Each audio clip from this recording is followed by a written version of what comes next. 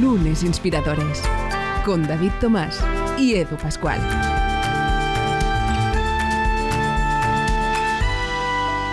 ¿Qué tal? Bienvenidas, bienvenidos a Lunes Inspiradores, hoy en un nuevo capítulo donde de nuevo abrimos la biblioteca de Lunes Inspiradores para, pues obviamente, añadir un título maravilloso que de nuevo nos sirve de manual para seguir ya no solo inspirándonos, sino también seguir aprendiendo. Y aquí en primera fila de este hemiciclo maravilloso, que es este podcast, después ya de tropecientas temporadas, yo ya ni me acuerdo, pues tenemos la suerte hoy de que nos acompañe un nuevo invitado. David Tomás, ¿cómo estás? Bienvenido.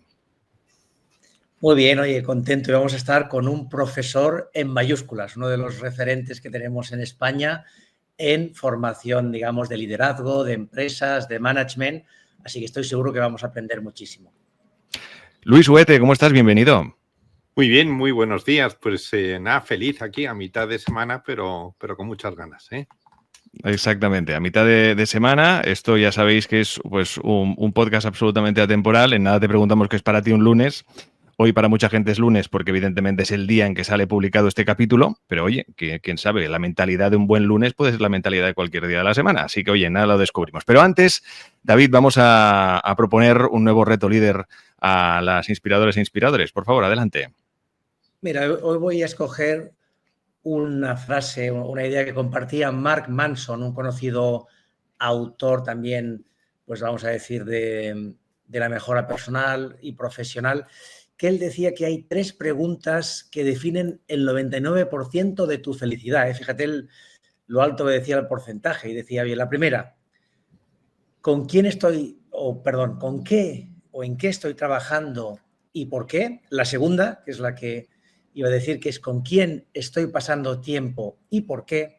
Y la tercera es cómo estoy tratando mi cuerpo y por qué. Así, por resumir, ¿en qué estoy trabajando y por qué? ¿Con quién paso tiempo y por qué? Y cómo estoy tratando mi cuerpo y por qué. Así que el reto de esta semana, oye, si queremos tener el 99% de la felicidad, es hacernos esta pregunta o estas preguntas e intentar responderlas de la mejor forma posible. Oye, qué maravilla. Pues 3 preguntas que son un checklist de 3 puntos clave en la vida de uno que al final nos ocupan muchas horas y que yo creo que, pues como bien apunta David, es importante hacerlo con sentido.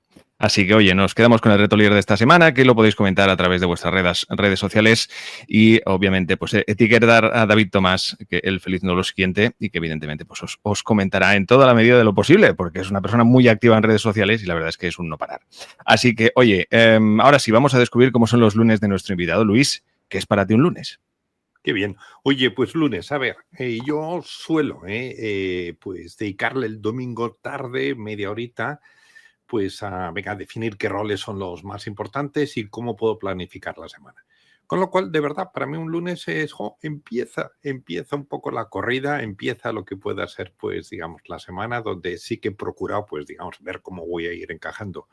Pues sí, cosas como has dicho, ¿no? Desde, oye, amigos, hasta, pues, cuidar el cuerpo, haciendo deporte, hasta también, pues, oye, artículos que hay que escribir.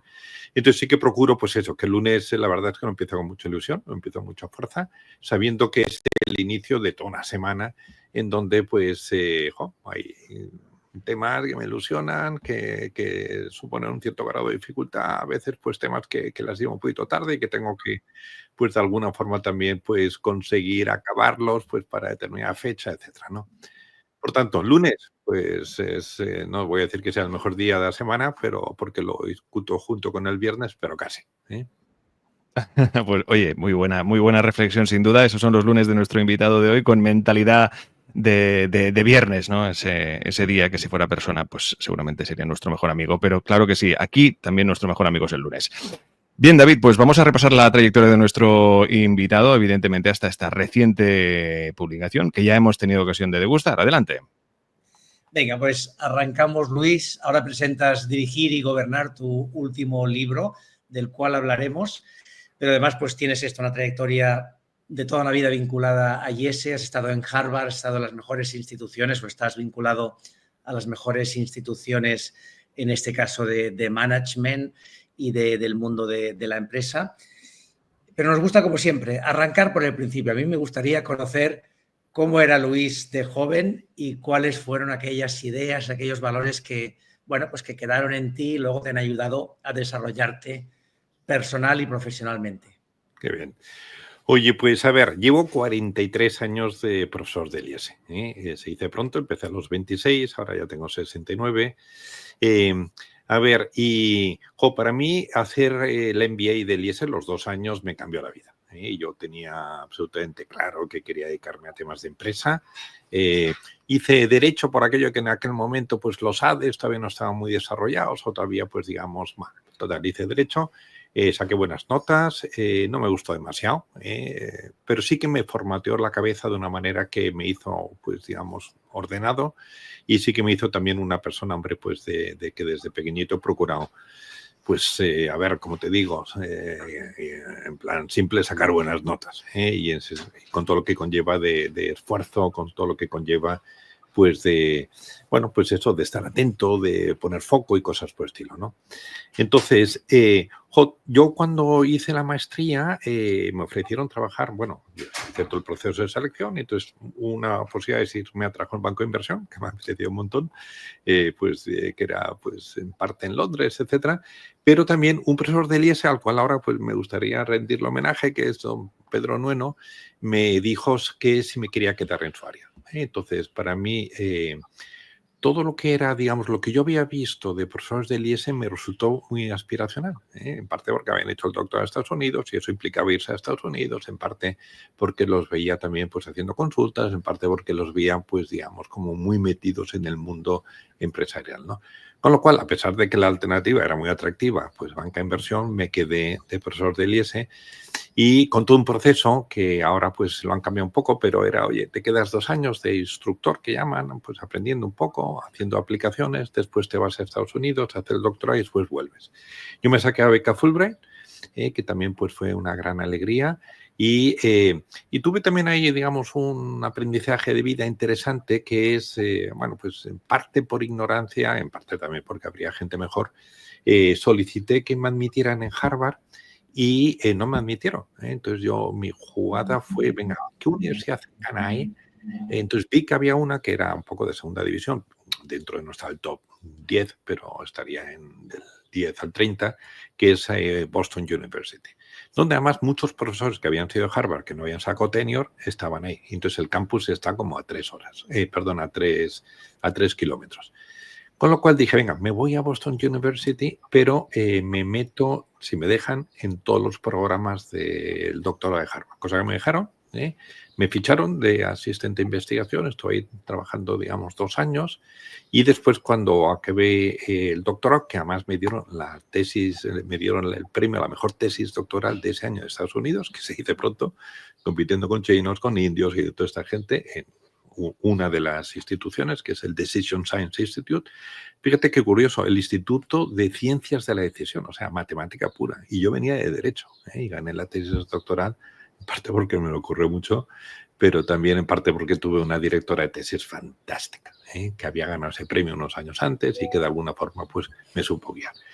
Total, ahí lo que yo creo que lo que vi es, oye, aquí una persona con voluntad, con insistencia, que no se desanima, que los golpes de la vida también los ve como una oportunidad pues de aprendizaje, etcétera, pues al final, mira, tuve, pues lo dicho, o sea, trabajé en Harvard, he sido profesor de Harvard, digamos, visitante en programas por ahí, y después he dado programas con Harvard, pues en medio mundo, programas que hacíamos IES y Harvard, y bueno, y por ejemplo, uno de mis mentores, tuve 2 mentores en Harvard. Uno de ellos, pues, me metió en una universidad corporativa que es de una empresa en Nueva York, se llama Omnicom, y ahí llevo 15 años disfrutando un montón con otros profesores de Harvard que son también el faculty de Total, esa era, pues, la persona de 26 años que se tuvo que enfrentar, pues, oye, venga, tú consigue una beca Fulbright, consigue, te admitan una buena universidad, saca una buena tesis, y después me volví, pues, al IES ya con 31 años, creo que era, y con, pues nada, muchas ganas, también con un complejo de, oye, qué joven soy, ahora me tengo que enfrentar a gente con cierto, digamos, seniority, y bueno, y pues todo ese proceso de sentirme demasiado joven, ahora pues tengo el proceso de no sentirme demasiado viejo y no me siento para nada viejo, y bueno, al revés, yo creo que el oficio este es muy de horas de vuelo y bueno, ahora me dan un botón y puedo estar hablando pues 24 horas seguidas sobre un tema porque es que me apasiona y también, oye, si hay interacción con los participantes, pues eso también para mí me inspira un montón, ¿no? Oye, hay que decir que Pedro Nueno pasó por aquí también por el podcast, o sea que vamos recogiendo discípulos, en este caso ilustres como, Bueno. como eres tú. Oye, ¿cómo fue volver a España, ¿no? Después de estar en Estados Unidos, estamos hablando de final de los 80, ¿no? Más o Sí, menos. sí. ¿Cómo fue volver a España, ¿no? ¿Y qué ideas traías tú que eran Sí. innovadoras en ese momento? Pues mira, te cuento, o sea, yo me hicieron también una oferta de INSEAD a la carrera del doctorado, porque había, digamos, el que era director del área, después fue decano, pues nos conocíamos, etcétera. Tuve claro de volver al IES en parte por lealtad, aunque yo me había conseguido una beca Fulbright, pero bueno, no dejaba de ser un proyecto que yo tenía entroncado dentro de... Y nada, me volví pues digamos, con un sello de, oye, es un buen investigador, puede publicar papers porque ya le han dado un premio importante en Estados Unidos, etcétera. Pero fíjate cómo es la vida. Ahí también dimitió en aquel caso, pues, digamos, creo que era el año 88, sí, el que era el director del MBA del IES por discrepancias, tal, total. De pronto, sin venir a cuento, con 31 años, me piden que si podía, digamos, dirigir el MBA, full-time MBA del IES. Justo había empezado las secciones internacionales, había empezado en inglés, pues eran 400, 500 personas, o sea, estaba, digamos, en un momento de mucho crecimiento donde había que dedicarle mucho. Total, que estuve 3 años, creo que fue, de director del MBA, fueron los más estresantes que he tenido en mi vida, porque uno venía todavía sin toda la preparación del curso, de los casos, etcétera, y después porque la carga administrativa y la carga un poco pues de gestiones ligadas a 400 y pico personas, pues fue muy duro, ¿no? Entonces, mira, ahí fue también podía haber hecho una carrera académica, una carrera de investigación, una carrera de publicaciones muy buena, no lo pude por las circunstancias. Creo que también, pues, eso me dejó una huella. Ahora, por ejemplo, soy hipersensible en todo lo que es, digamos, liderazgo, etcétera, pues para todos los procesos de gestión de estrés de las personas, de que de alguna forma también hay un concepto que estamos metiendo ahora, pues, que se llama el mutual care, o sea, venimos a decir que claro, que un equipo, una empresa, pero desde luego un equipo de dirección es un ecosistema. Un ecosistema hay partes y relaciones. Y sabemos por teoría de sistemas que un sistema funciona cuando las partes son buenas y las relaciones son buenas. Tú le puedes pedir a BMW que te diseñe una parte de un coche, a Mercedes otra, a Volvo otra, las partes son buenas, no hay encaje, no funciona. Y por tanto ahí hay todo un tema muy bonito de cómo crear encaje entre personas diversas, que te interesa que sean diversas. Bueno, entonces, hay un poco la tesis que tenemos es, oye, la gente cada uno tiene sus ideas, cada uno tiene sus intereses y cada uno tiene sus afectos. Entonces es como creamos a través de un buen liderazgo una cierta capacidad de alinear ideas, intereses y afectos. Entonces, ideas a través de respeto mutuo, intereses a través de confianza mutua y lo que llamamos alinear pues, afectos a través de lo que llamamos cuidado mutuo. Cuidado mutuo es, claro, o sea, un caso que damos ahora es un caso de un director financiero en Londres que decide suicidarse, ¿no? Y bueno, pues el caso es su mujer en el último minuto le pesca y le evita pues el que se suicide, ¿no? Entonces el caso lo que plantea es, oye, nadie en la empresa se ha dado cuenta, nadie en la empresa se ha dado cuenta que este hombre lleva 1 año y medio con un sobreestrés espectacular, etcétera. Bueno, pues de eso estoy un poquito sensible porque a mí me pasó una pequeñísima parte de, oye, con un estrés inmenso y a lo mejor es que nadie se da cuenta o dices, mira, es tu problema, tú te lo arreglas, ¿no? Y yo creo que efectivamente si queremos crear equipos de dirección buenos, pues ese respeto, esa confianza, ese cuidado mutuo es parte de un buen liderazgo. Y a mí siempre me pregunto dónde está el umbral, ¿no? Porque esta mañana justo escuchaba la entrevista a un emprendedor de origen chino, pero que ha tenido mucho éxito en Australia, una compañía de 9.000 millones de dólares, ¿no? Y él decía, claro, yo vengo o llegué a Australia sin nada, mi familia que me tenía que apoyar, pues no me pudo apoyar. Y claro, me formé que tenía que mientras estudiaba, trabajaba, hacía semanas de 100 horas Y entonces, claro, cuando alguien me dice que está estresado, digo, oye, tú no sabes lo que es estar estresado, ¿no? Tener que trabajar en una fábrica, él decía, una fábrica de limones, cargando limones y estudiar programación por la noche. Claro, ese umbral, yo siempre encuentro difícil porque para este emprendedor su umbral es muy alto seguramente para la media sociedad y él asuma que diga, oye, es que para mí esto es lo normal, si para ti es estresante, ¿cómo se gestiona ese equilibrio? Buenísimo, ¿eh? Fíjate, dos cosas. Una, tiempos malos generan personas fuertes, ¿eh? O sea, yo creo que también hay una histórica muy bonita que precisamente en momentos donde el umbral pues ha sido muy alto y ha sido mucha presión, eso hay gente que se queda, pero hay gente también que te conviertes. Sabes que un diamante es una arena sometida a mucha presión y a mucho calor, ¿eh? Entonces yo creo que también a veces pues esos umbrales pues te hacen que te conviertas en una joya.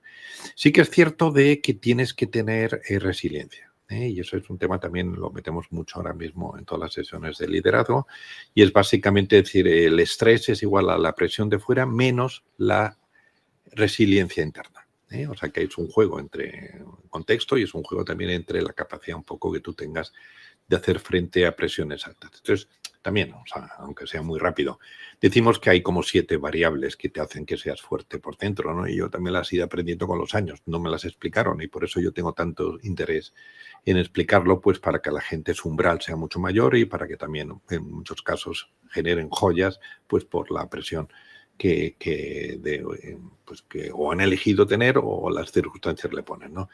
Entonces, una es la identidad personal, o sea, es qué opinas de ti, quién piensas que eres, de qué te sientes capaz, ¿eh? Yo creo que eso se puede enriquecer y eso ayuda mucho a ser resiliente. Otra es un propósito, clarísimo. Cuando tienes un para qué, tú lo has dicho anteriormente, cuando tienes un por quién, que a veces el propósito es por quién, eso te da mucha fuerza. Después, tercer tema es foco mental, o sea, esa capacidad un poco que tengas la cabeza, que la domines, que pongas el foco donde te interesa.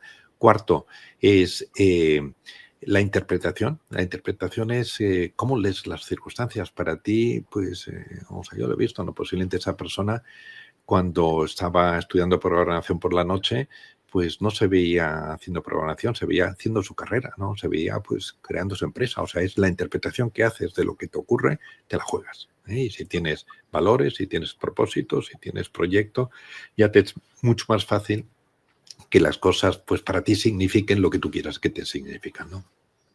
Quinto es el estadio emocional, que es en qué medida consigues pues digamos vivir en la curiosidad, en la alegría, en el amor, en toda una serie de emociones que son constructivas contra emociones que son de alguna forma también destructivas, que son las negativas, el temor, el odio, pues la tristeza, etcétera. Sexta variable es qué estándares te pones, ¿eh? Yo creo que también parte de aguantar una presión muy fuerte es que uno tenga estándares de autoexigencia en comer, en hacer deporte, en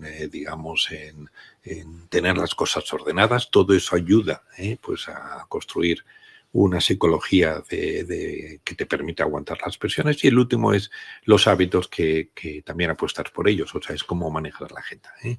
Bien, oye, rápido, a lo mejor te puede parecer, pero todos estos temas se pueden trabajar, y lo que pueden crear es que en tiempos buenos o en tiempos malos se generen personas fuertes, ¿eh? Yo creo que ahora personas débiles, que llevamos tiempos buenos que generan personas débiles, ahora pues, la sociedad pues en gran parte está en manos de personas débiles, no débiles desde el punto de vista de valores, débiles desde el punto de vista pues de humanidad, débiles desde el punto de vista de generosidad, van a crear tiempos malos, ¿eh? Entonces, bueno, pues ahí cómo conseguimos en familias y en empresas, pues en tiempos buenos y en tiempos malos, generar personas fuertes es con valores, con ideas, con ideales, con propósito, con proyecto, con corazón, etcétera.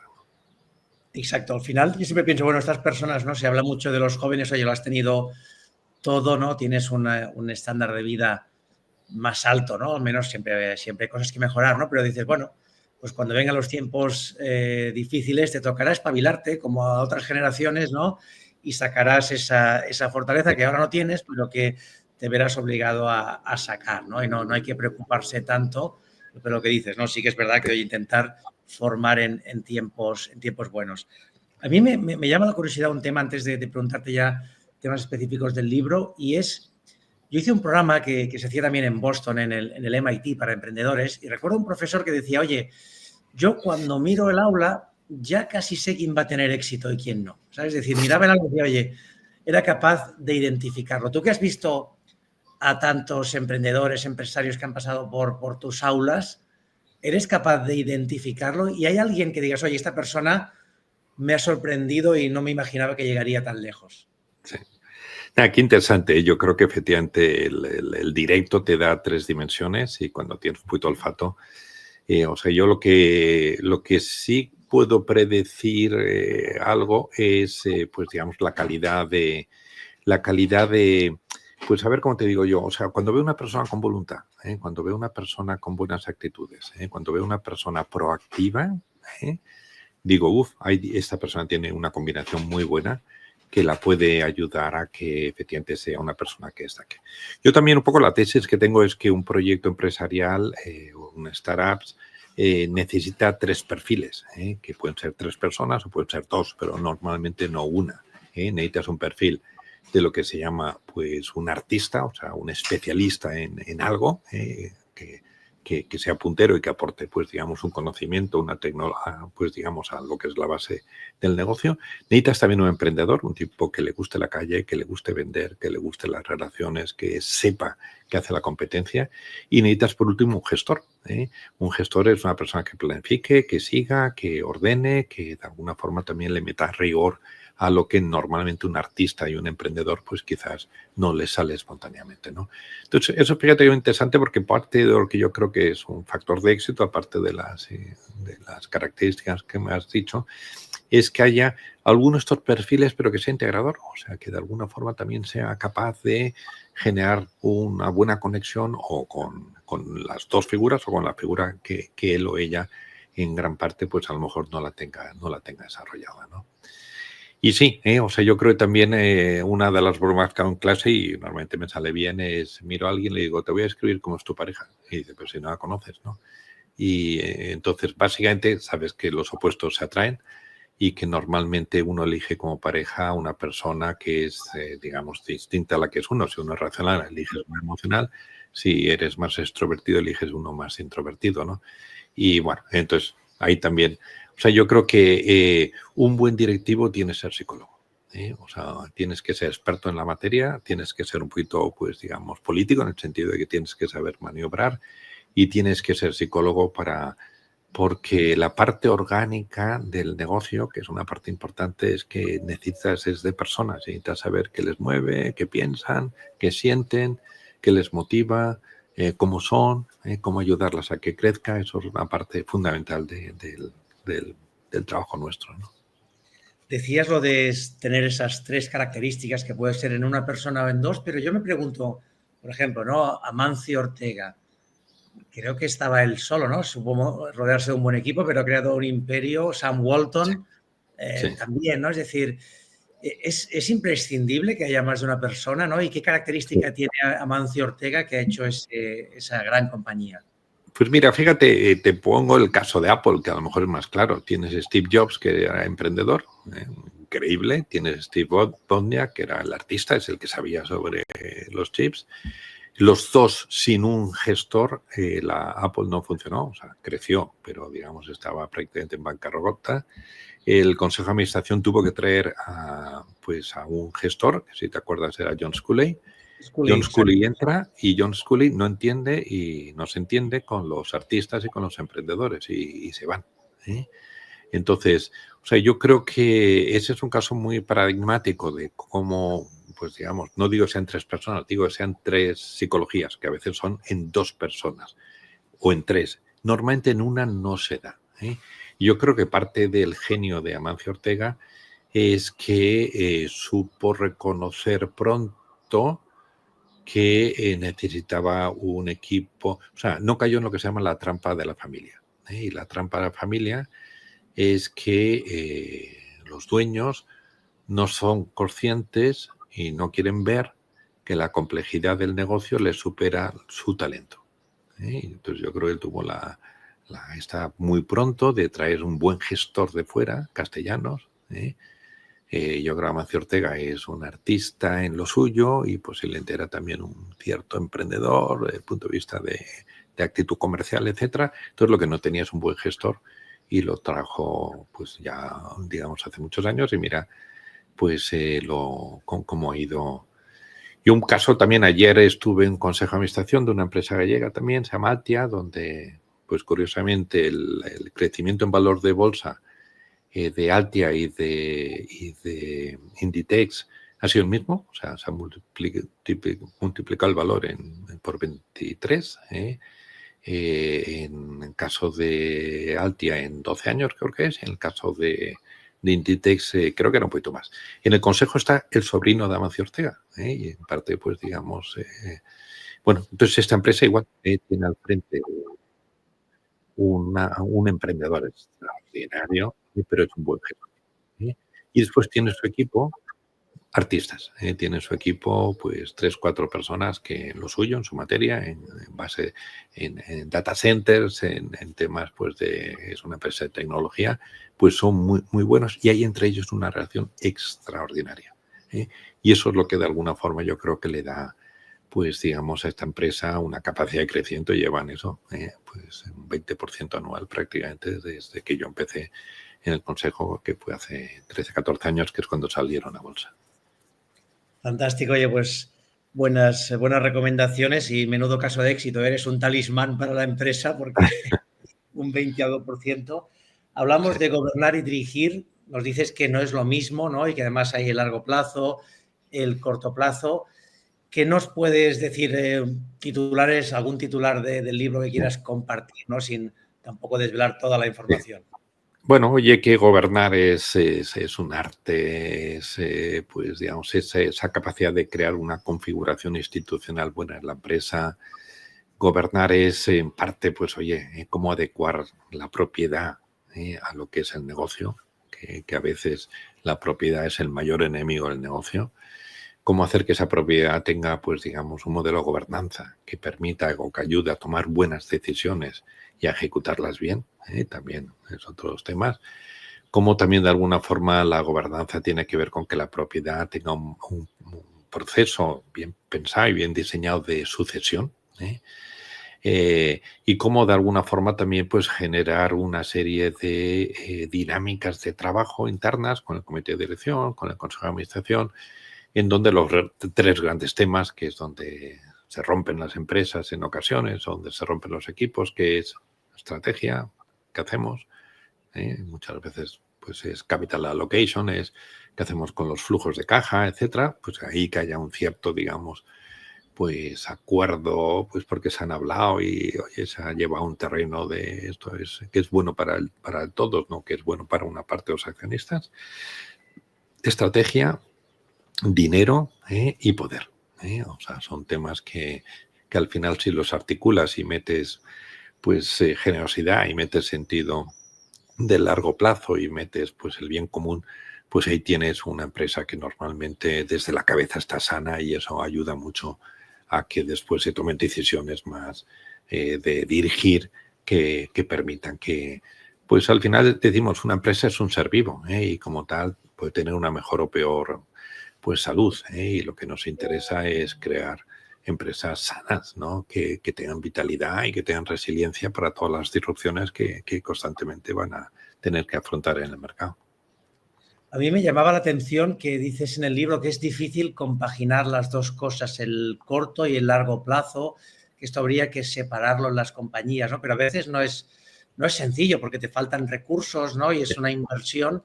Sí. ¿Cómo se gestiona esto? ¿Cómo debería gestionarse? O sea, yo creo que eso es más de una etapa ya de un cierto tamaño de la empresa, cuando ya se lo pueda permitir. Básicamente la idea es que normalmente, y hay excepciones, cuando a un directivo le dan responsabilidades de corto plazo y le dan responsabilidades de largo plazo, por ejemplo, si pones marketing y ventas, ventas es corto, marketing es largo en principio. Si le das a una persona pues operaciones y desarrollo de productos, pues operaciones es de corto, desarrollo de productos es de largo. Normalmente lo que hemos visto es que porque hay más urgencia, porque hay más intensidad, porque hay el corto plazo tiende a desplazar el largo plazo. Entonces, bueno, no tiene por qué, pero normalmente pasa. Y también lo que suele pasar es que las personas que mejor hacen el corto plazo son personas que tienen, digamos, son más racionales. Y por tanto tienen una estructura mental en donde los datos, los hechos, los números lo priman. Y todos los temas de largo plazo suelen tener más un componente de hipótesis, de ideas, de cosas que no son tan ciertas desde el punto de vista, pues digamos, más de una mente pues racional que lo que puedan ser pues los números, los datos, los hechos más de corto plazo, ¿no? Y esa es un poco la razón. Y hablas también Por en el cierto, libro. que eso además se lo he aprendido del coautor, que es Isaac Adices, que como veréis en el libro, este es uno de los personajes más interesantes que he conocido en toda mi vida, ¿no? Es una persona que vive en California, tuvo un campo de concentración porque es judío, cuando tenía 6 años, eso le marcó la vida, tiene un libro sobre su autobiografía precioso, de cómo, oye, pues todo lo que sufrió le hizo que tuviera el corazón cerrado, como le pasa a muchos directivos también, y cómo ha habido toda una etapa en su vida, ahora él tiene ya casi 80 y tantos años, en donde ha conseguido pues abrir otra vez el corazón y saber querer a la gente, cosa que, digo, ante 50 años, 40 años, pues por los traumas de la Segunda Guerra Mundial, de que queman a sus familiares en hornos de estos, y por el hambre que él ha pasado, porque tuvo que emigrar pues a Israel y después a Estados Unidos, y claro, con lo opuesto, pues ha hecho un personaje muy interesante y bueno, esa idea en parte pues lo aprendió de él, ¿no? Hablas también del liderazgo colaborativo, ¿no? Que es una tendencia, pero que no es fácil. Me gusta decir esto, ¿no? Al final un líder de una empresa, no sé si llamarle líder o un jefe, que todo el mundo le hace caso, que todo el mundo le escucha, que ejecutan lo que él dice, si la empresa va bien tiene pocos incentivos para cambiar, ¿no? Pero estamos viendo que las empresas del futuro son las colaborativas. ¿Qué nos puedes decir al respecto? Sí, o sea, yo creo que está siendo, que esto se va a poner muy complicado, o sea, la tecnología, la regulación, pues la sociología, todo esto empieza, digamos, el conocimiento se fragmenta, y además se acelera mucho, con lo cual, básicamente un poco la tesis con la cual operamos es decir, es que cada vez es más improbable que una persona entienda todo, y por tanto, pues cada vez es más necesario que un equipo diverso, pero unido, pues sepa trabajar pues para tomar buenas decisiones, porque la complejidad es cada vez más alta, ¿no? Entonces, básicamente lo que decimos, claro, un equipo donde no haya relaciones colaborativas no suma, en cambio un equipo en donde hay relaciones colaborativas suma. Entonces, ¿cómo se crea colaboración? Pues con 2 variables básicas, ¿no? Una que es más mecánica, que es con mecanismos de coordinación entre las áreas, con todo lo que es, bueno, pues también, oye, que haya una gobernanza que permita, pues digamos, con rigor, trabajar, estudiar, analizar temas. Y después hay otra parte que no es tan mecánica, sino que es orgánica, que es la calidad de relaciones. Y volvemos a lo de antes. Relaciones de respeto mutuo, relaciones de confianza mutua y relaciones de cuidado mutuo. Y ahí pues un líder puede crear o debe crear un clima en donde... Yo aprendí hace años de Larramendi, que fue el presidente Mapfre, el que dijo, mira, amistad con mi equipo directivo sí, pero compadreo no. Que se puede y se debe tener una cierta amistad con la gente con la cual trabajas, porque es que estamos muchas horas juntos y oye, hay muchos proyectos en común, sí, pero tienes que tener muy claro de que hay una línea que no hay que traspasar, que es la del compadreo, ¿no? Y eso es lo que te permite pues crear, yo creo que equipos con una capacidad de tomar decisiones complejas y de ejecutarlas muy alta, ¿no?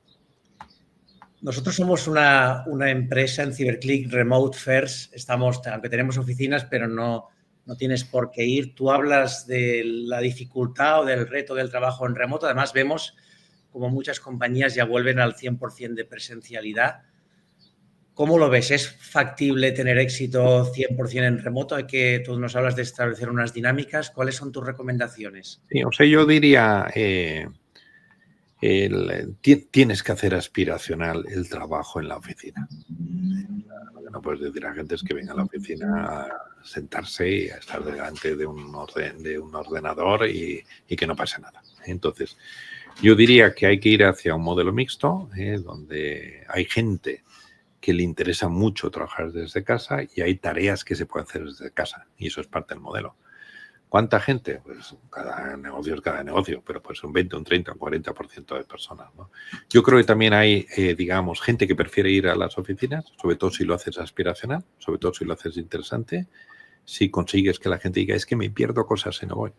Y también yo creo que hay tareas, no todas, que hay que hacerlas, digamos, en equipo o con otros, ¿eh? Entonces ahí tienes un modelo mixto donde hay gente que casi siempre va a ir o hay gente que casi nunca va a ir. Y tienes después un híbrido donde hay gente pues que va, pues llámalo como quieras, ¿eh? Que es gente o bien que le gustaría trabajar desde casa, pero su tarea la tiene que hacer desde las oficinas y a lo mejor, oye, pues se puede ir en 3 días vienes o 2 días vienes, o tienes gente, pues justo el cuadrante que falta, ¿no? Que es de tareas que se puede hacer desde casa, pero que la persona quiere hacerlas en la oficina porque le gusta estar con la gente, o en casa pues no tiene buena wifi, o en casa no tiene de ruido, en casa pues oye, necesita salir porque no quiero estar 20 horas en mi casa seguidas, ¿no? Bien, pues eso es lo que proponemos, pero lo dicho, lo que queremos es que el venir a la oficina sea algo atractivo, aspiracional, en donde el que no venga se pierde cosas bonitas. Fantástico. Oye, Dirigir y Gobernar, tu último libro, ¿no? Un manual imprescindible para tener éxito en la empresa y a nivel profesional, así que os lo recomendamos a todos que os podáis sumergir en el libro porque realmente es una lectura ágil y sobre todo muy, muy interesante porque acabas aprendiendo mucho. Luis, nos hemos quedado ya sin tiempo.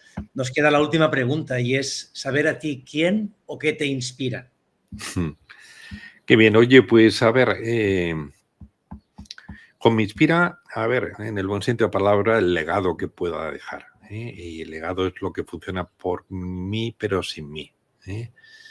Bueno, entonces, oye, yo pongo ahí número 1 familia, ¿no? Que me inspira. Oye, tengo 4 hijos, tengo ya una nieta, y es irles creando un contexto, pues, de eso, que les instale en modo crecimiento, que les haga, pues, que como personas y como profesionales, pues, tengan una vida razonablemente buena, ¿no? Eso me inspira muchísimo, pues, la cantidad de gente con la cual, pues, cada semana me cruzo. Muchos de ellos gente pues con 30 años, 35, después también muchos pues ya gente con sus 50, 60, más comités de dirección. Oye, el poderles llevar ideas, el poderles pues digamos inspirar a ellos y verás que un poco el enfoque que también que estoy utilizando mucho es un enfoque de dar herramientas para que las empresas estén sanas por dentro y para que tengan vitalidad y tengan resiliencia.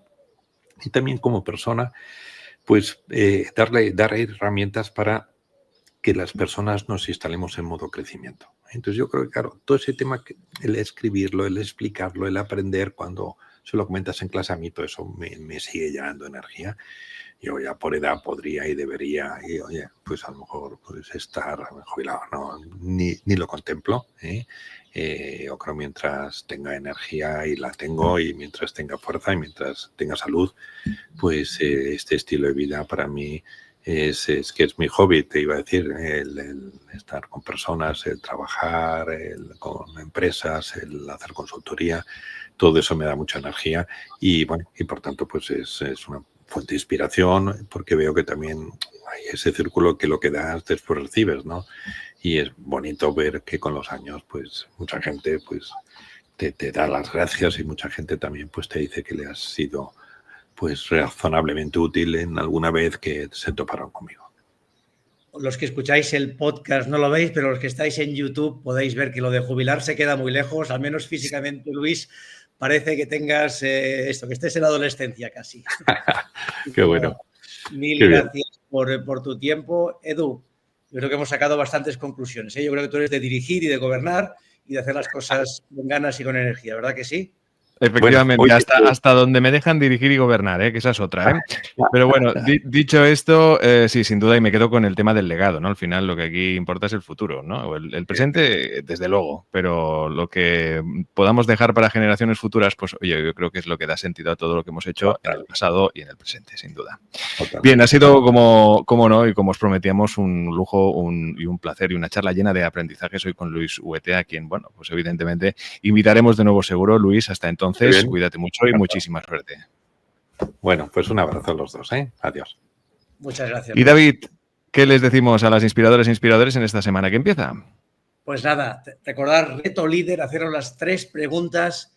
La primera, ¿en qué estoy trabajando y por qué? La segunda, ¿con quién estoy pasando tiempo y por qué? Y la tercera, ¿cómo estoy tratando a mi cuerpo y por qué? Que eso nos va a garantizar la felicidad. Si no lo habéis hecho, suscribiros al podcast y al canal, y la próxima nos vemos el lunes Inspiradores. Suscríbete a nuestra cuenta de iVoox, Spotify, Apple Podcast y a nuestro canal de YouTube.